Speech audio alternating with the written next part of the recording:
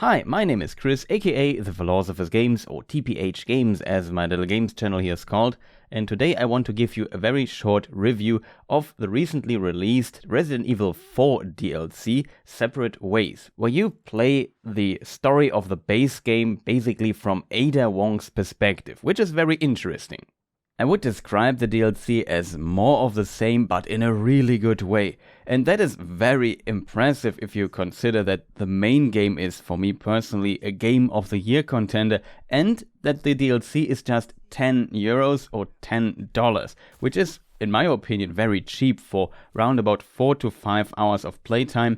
And if you try to get everything, maybe on different difficulties, or replay the game so that you play through it in under 2 hours to get the S Plus rank at the end, then you definitely get more than 5 hours out of this DLC, and it just becomes clear that it is an absolute steal for that price.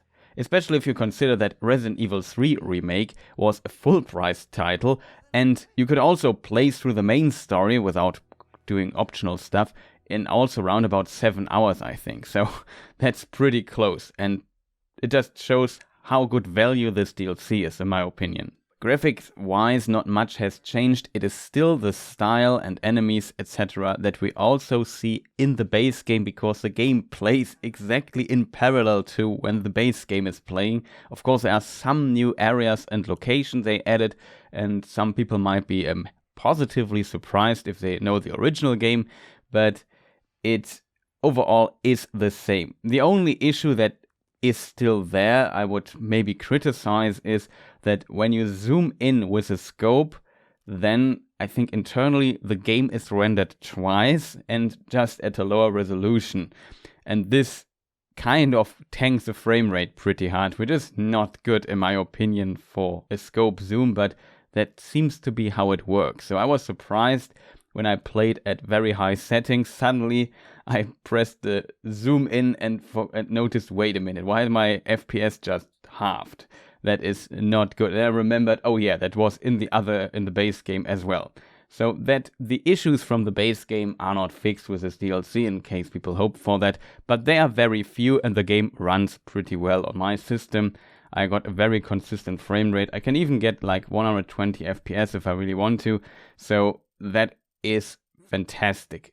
It's just a very good running game in my opinion for the most part, though there might be some people also having issues with that. So if you had issues with the base game, you will also have them here with the DLC. Also, another issue the base game had on release, it might have been fixed with patches, I'm not sure, is that when your VRAM runs full, the game can crash, which is a bit annoying to be honest, but if you just look in the settings, you have a little slider how much VRAM is used. If you keep it green or at least orange, you should be in most cases fine. Besides this, I have very little to criticize. Online you find some people complaining a bit about the voice actress or the performance of the voice actress speaking Ada Wong, and that was already a topic when the base game released, because they changed the voice actress from Resident Evil 2 Remake to Resident Evil 4 Remake for Ada Wong, and people liked the old voice better, me included I have to admit, but I got used now to the new voice, and for me it's fine, it works. It's definitely a different way to make this character sound compared to the old voice actress that was more femme fatale, and now she's more like a kind of stone cold killer agent, if that makes sense. So she sounds a little bit more like it. But in my opinion, the critique is maybe a bit blown out of proportion. I can see that people might criticize a performance, and it's totally just to do that, but some people maybe overdo it a little bit in this regard. And if you really don't like her voice, how she sounds or whatever, then you can just switch the voice lines to, for example, the original language, Japanese, and take those voice lines and just activate the subtitles. That is definitely an option, and it's not like the story in Resident Evil is immensely complex and can't be followed that way. And as somebody who makes content on the internet so people can hear my voice, and I'm not a native speaker, I also had many interesting comments on how I sound, my performance, my voice, etc. So yeah, I can see that it's kind of annoying for the voice actress, so I kind of feel her pain. And in my opinion, she also improved her performance compared to the base game, so I have very little to complain here myself. But yeah, the basic concept of this DLC is, in my opinion, pretty smart, because it plays in parallel to the story of the base game, so the developers are able to reuse a lot of assets, a ton of them.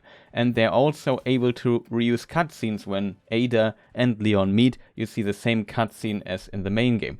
And for me, loving the main game, that is always a cool moment to see, that is how this happens, and it makes mostly sense. I would say there's one scene that seemed off, and there you see Ada, it's not really a spoiler, standing on top of the windmill, and she sees Leon in action looking down. And then later you see Leon in another cutscene, or hearing him fighting in the village. But in the main game, you are first in the village and then go to the mill. So it seems like the order was here kind of mixed up, which was a little bit strange. But that was pretty much the only part where I noticed a little inconsistency.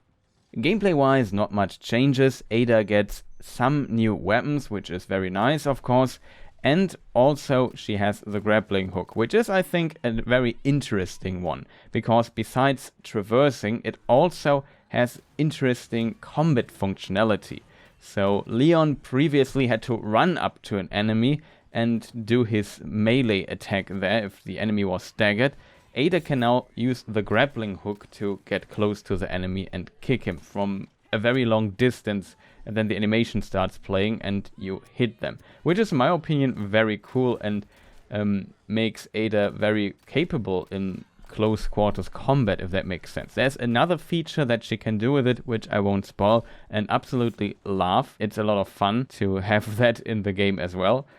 But of course, beyond combat, you can also use it to traverse inside a level. And here there are some, let's say, here and there strange design decisions, I would call it, because the implementation of the grappling hook is relatively basic. I would compare it to, for example, Sekiro, where you have predefined points set by the level designer, and there you can shoot your hook and go there.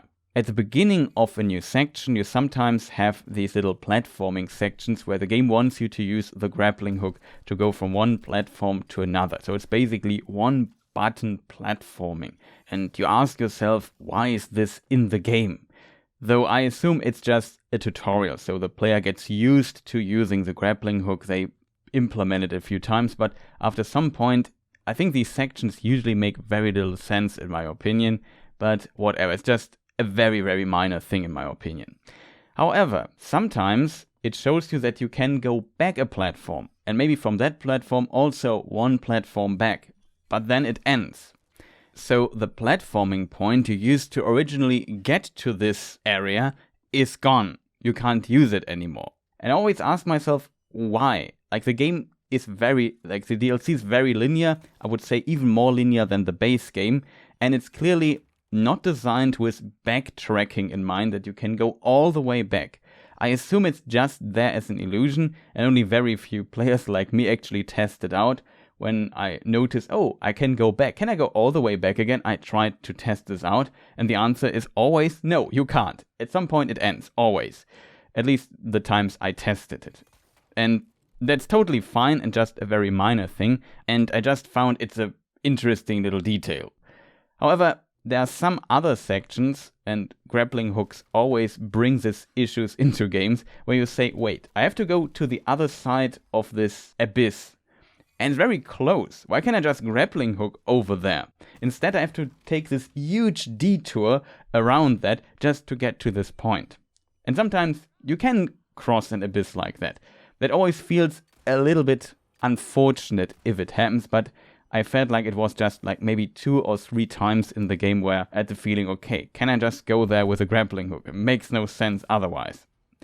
However, beyond that, I think the grappling hook is a lot of fun. There are also a few sections, and I would have wished for the DLC that they would have made more use of this, where in some more complex fights, let's call it like that, you can, for example, change your position inside the level with this to get an advantage, to get to a better position, or maybe you are kind of cornered and feel, oh no, I have to get out of here. You can just use a grappling hook and go somewhere else. So it becomes more a strategic element for the combat to change your position, and that I appreciated a lot in these sections and found those usually a lot of fun as a result. I'm also quite curious to see what speedrunners might do with this. However, I would have wished that they would have made use of this strategic position changing option a few more times. It does not have to be in every fight, but a few more times would have been nice in my opinion. But for a small DLC like that expands the story a little bit and gives you more of the same for just $10, that's completely okay. That's actually pretty good in my opinion. And this brings us already to the conclusion. So you heard my positivity here and there, and I would absolutely recommend this DLC to everyone who enjoyed Resident Evil 4 Remake. For those people who did not enjoy the base game, I think this DLC won't change your mind, but overall I think it was received very positively, and as said, it's just more of the same on a really high level in a very good way. And that only can lead to a recommendation, especially for only $10. It's just a steal. If you found this little review here even remotely useful or interesting, maybe press the like button and do the other YouTube things.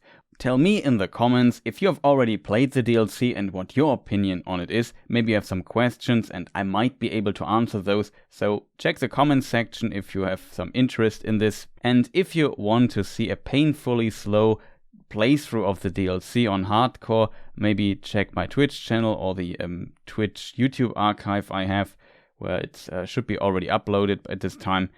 I might do on Twitch also some, let's call it, speed run, so I tried to get the S+ rank at some point, but since Phantom Liberty is coming out soon, I am a little bit low on time, if that makes sense. Currently also check a lot the Cyberpunk 2077 2.0 update. I also made some streams here on the channel and also on the Twitch channel, so maybe check those out if you want to just see what's going on with this big update there. Of course, Phantom Liberty might also be a topic here on this channel. Also, huge shout outs at the end to all my supporters, people helping, commenting, and so on here on this channel, on the main channel. It's much appreciated. Thank you. And I would say, see people next time. Goodbye.